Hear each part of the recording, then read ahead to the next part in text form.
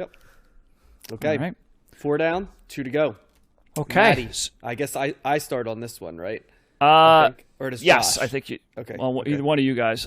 So this is the Smiths. I'll with- start on this one. Yeah. Oh, okay. There you go. This is the Smiths with "Meat Is Murder." It comes in at number 30 in 1980s on Best Ever Albums. Number 4 in 1985, number 250 of all time. It is the Smiths' third highest rated album behind their self-titled album from 1984, which we covered a couple weeks ago, and The Queen is Dead, which we're going to cover soon, which is also the highest rated album in the 1980s on Best Ever Albums. Oh, wow. The grand poobah of the number decade one. belongs to the Smiths. And the Smiths are ranked as the 12th highest overall artist in the artist rankings on Best Ever Albums.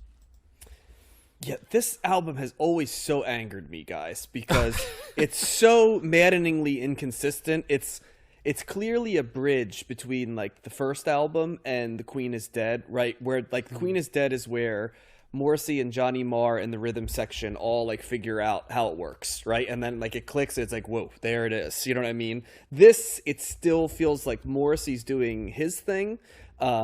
He's very pedantic lyrically here. Now, don't get me wrong. There's still some absolutely hilarious lines on this, which I'll run at the end, like that he just turn of phrases on here. And there's some truly great songs, most notably Headmaster Ritual and Barbarism Begins at Home. Just that bass line on Barbarism Begins with Home is enough to just almost make this not possible to not be an album, you know what I mean, to get a certain amount of points, just because that's one of my favorite bass lines ever.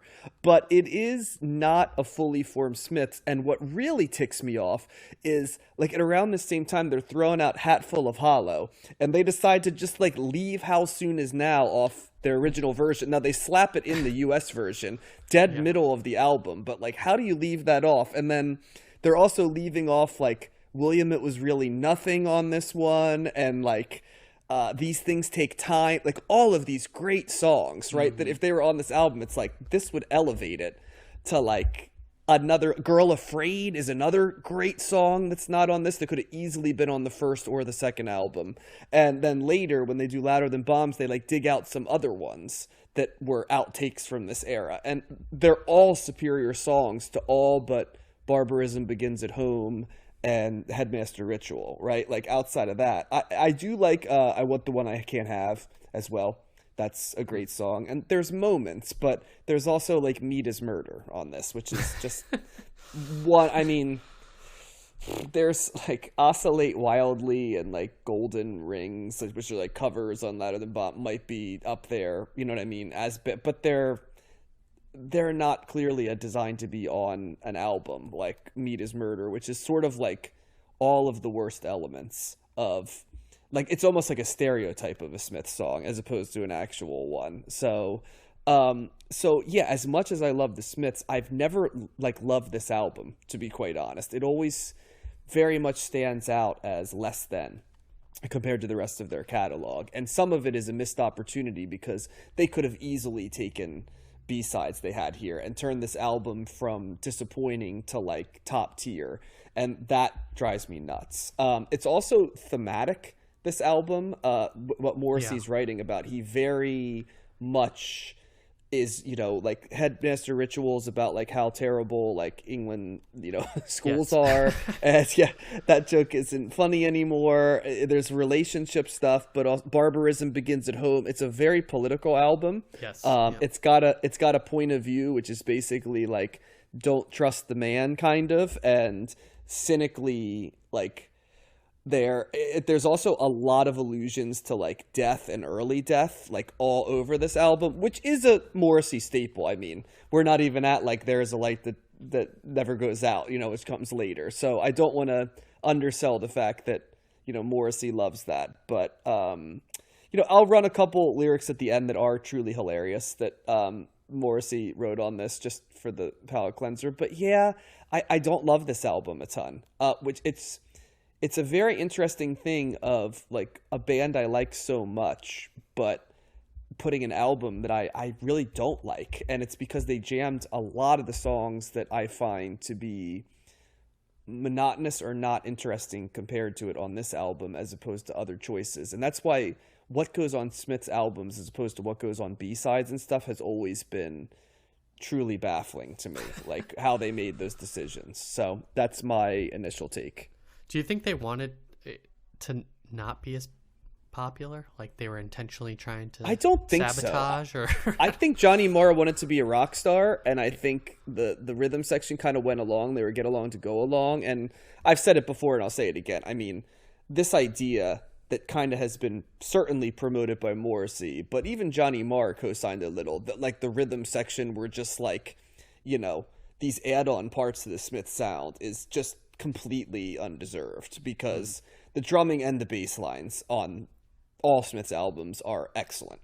And you don't just find, you know, like Andy Rourke and Mike Joyce just floating. You can't write a bass line like Barbarism, you know, begins at home unless you've got chops. You know what I mean? It's a legitimately awesome bass line. So let me just throw that out there too, that like if nothing else in the time that we cover the Smiths, I don't get across that their rhythm section's criminally underrated. That's going to be the hill I die on for the Smiths. Yeah, you told us to listen to the, you know, Yep. the singles from that were included on Half Full of Hollow, and I did do that. And so, yeah, I think, I mean, those songs are very, very good. Yeah, that's what I'm saying. They stand out, right? As being considerably better than most How of this Soon album. As Now is like an all-timer for me, I think. Yeah. Girl Afraid is incredible, like as a song. Yeah. And so I agree. I think I can hear kind of the transitional nature of this album. I think, like you said, the political nature of it, that stood out. It's hard. It would be hard not to see that when listening to the album, or at least even seeing the song titles. You could probably pick up that he's trying to get a message across, and definitely kind of there is a Britishness to kind of some of the themes, and I mean the album title is "Meat is Murder." You're making a political statement there just by having that. But I do think the album sounds better than the first album. I think the production is better. I think the sound kind of feels fuller to me, and I think Johnny Marr's guitar is really good and stands out to me more. I think there's some interesting riffs on here, and it still has Morrissey's smooth, you know, kind of voice. It's interesting too. He goes up to falsetto on "Well, I Wonder." Like, it's really high up there if that's him. But it's him. He's the only one singing on these albums. Yeah, for sure. And I think they're kind of incorporating other things too. I think Johnny Marr plays slide guitar on "That Joke Isn't Funny Anymore," which I thought was really cool. Some of the lyrics made me laugh. On "Nowhere Fast," I like to drop my trousers to the Queen. That's one hilarious. Of mine. Yeah, hilarious line.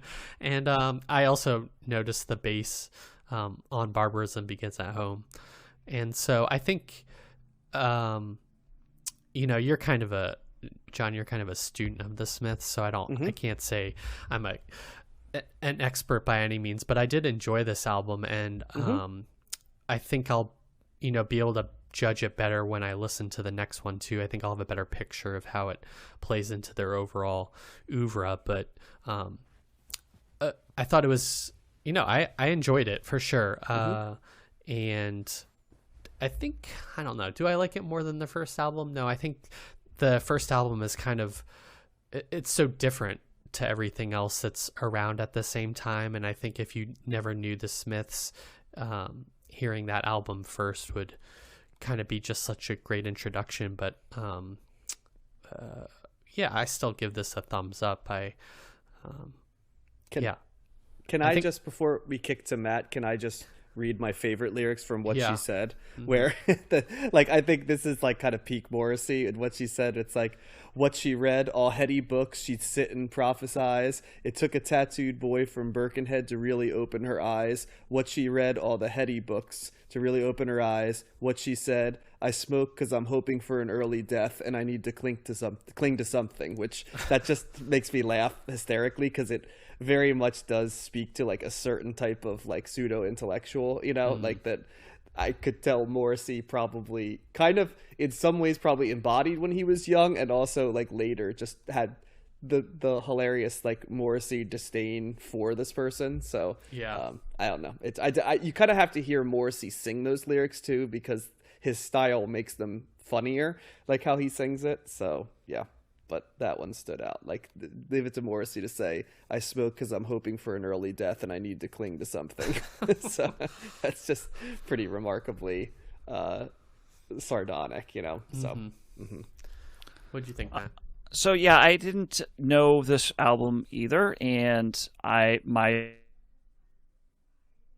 with the singles. So I did listen to that. Was it "Hateful of Hollow," John? And Hatful of Hollow.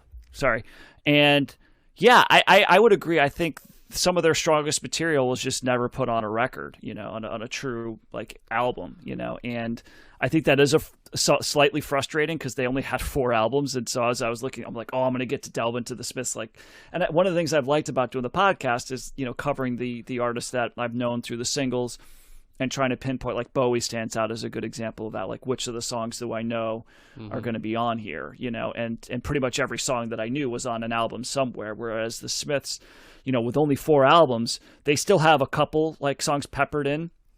You know, like here on this one, it was "The Joke Isn't Funny Anymore." That's probably the main song that I knew the most. But yeah, it's like a lot of the other songs on the compilation album. So that's kind of, I don't know.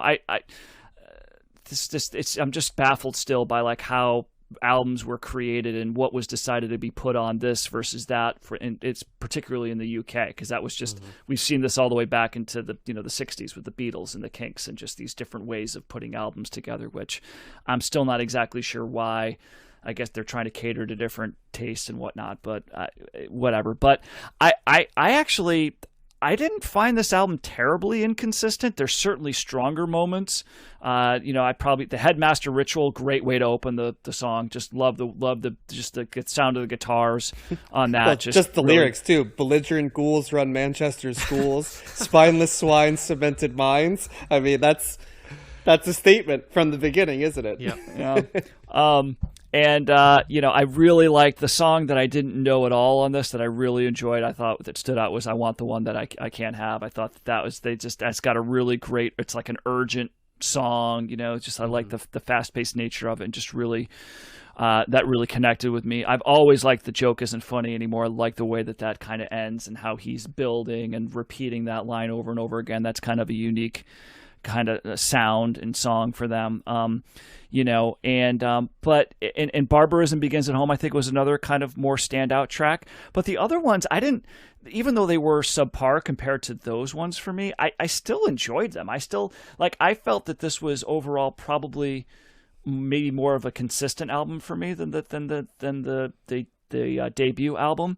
I think that maybe that had higher highs than this had, but it also had lower lows. There were definitely songs on there that I felt were a little bit more of duds for me than on this one. I didn't really find any true duds. I mean, Mita's Murder, for the non-lyrics guy, that was, for some reason, that was hard not to hear the lyrics in that song for me, and it's very pretentious, and it's actually very, I found it to be somewhat effective in his message of like really trying to make the process of eating meat like this despicable, horrible, murderous thing. It's not succulent, tasty, or kind. Yeah, it's like, and the way he kept saying it's murder. I'm like after the end of I heard that song, I'm like, I kind of felt bad that I ate a cheeseburger earlier in the day. I was like, fuck, I'm contributing to this problem, So in that sense, it was an oddly, yes, it's very pretentious and heavy-handed, but it also was oddly put that on next effective. Thanksgiving. The turkey you festively slice is murder. Yeah, murder. The succulent size murder. So it's like kitchen aromas aren't very homely. That also made me laugh. Yep. Yeah. So I see what you're saying, John, and I agree. It is a little frustrating that some of their best songs were, that very well could have been on this record or not. And I think I know where it's going to, Matt, which also is there. It's like, okay. I kind of know and how they structured albums, so it's kind of like, why would you do this instead of that? Yeah. But I think it could, like, if it was structured better, right? If they really put their best stuff on their actual albums, then the Smiths, I could say more confidently, like, their albums are fantastic, right? Whereas they are a little inconsistent, but I also don't think that even their bad songs are still pretty decent overall. And I agree. The more I listen to them, the more I love the bass in the Smiths, just all around, just really great melodic bass that sometimes is very much up front in a very singular, important, integral part of the overall sound and songs that he's going for. And I like that so much. I wish I don't know if that's a hard thing to do. I don't know why it isn't done more, because I think it's such a cool element when you can have a bass be that effective and be that prominent. A lot of times rock bands just cede that to the guitarist. So I really appreciate that with the Smiths. And yeah, like I said, I think I might have said this before, but probably my least part of them, of the band, is Morrissey's voice. After a while, can get a little, a little tiring. I think, and especially that was true because I listened to this album, and then earlier tonight I listened to this, and then I listened to the compilation album, and that was like an hour long. So it's like an hour and a half long straight of listening to this to Morrissey's voice, and that's a little bit much. I think I don't know if I need to do that, but overall, I still very much like them, and I'm still thumbs up on this. This was I still enjoy them. Yeah, I can't say it's not thumbs up for me. I think it's just more frustrating. I just know the time period, and it's frustrating to me. Smiths. Yeah, it's like I feel like I'm being trolled to some degree with when I know what's in the queue. You know what I mean? They could have been on this. Yep. It's like, really? And it's not even like the Beatles or something where it's like they're still producing like a quality album, even if I'm like, I could make it slightly better with this. It's more like this is not as good as Girl Afraid or How Soon Is Now, or things like that. That you are decidedly putting out and consciously putting out an inferior record to what you could put out. Or you think that they're comparable, and it's like they're not. Like that. Just I can't see anyone listening to some of the songs and then listening to the songs I just mentioned, or These Things Take Time, right? And These Things Take Time, The Hatful of Hollow, is slower than the one that comes on Louder Than Bombs, and the sped up version of These Things Take Time is even better. Yeah. Like it's basically like full on Johnny Marr, like ripping off a guitar part. So I will say this though, covering both the Smiths and the Cure in the same, week, and after hearing at least one or a couple other albums of theirs, the narrative that the Smiths are more of a singles band and the Cure is more of an albums band, I think is so far is playing out. I would say, because the Smiths are better with their compilation singles, and the Cure albums are standing up more for me than we've these still got two Smiths some time, albums. my friend. Let's just put it that way. Yeah. Well, not much. I mean, there's only one other Smiths. The Queen Is Dead is probably going to be the one that'll. Strange Ways is a pretty it'll be an interesting listen for you, I think. Okay. So, yeah. Okay. Mm-hmm.